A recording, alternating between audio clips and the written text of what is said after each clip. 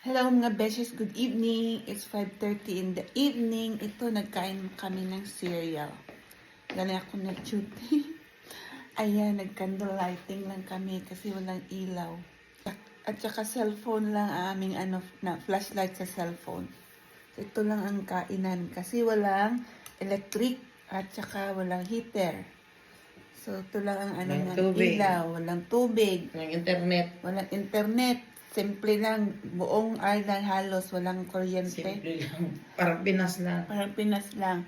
Tapos, madilim sa labas kasi walang ilaw. Sarado ang mga shops, groceries, lahat.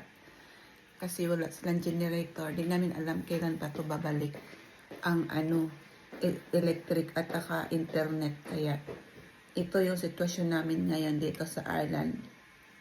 Yung mga beshies, mag-duty pa ako mamaya na naman. Pang-anim na night duty. Thank you. Bye. Ito yung kandila na gamit namin. Oh, buti na lang may kandila kami. Pero konti lang ng ilaw. Yan lang.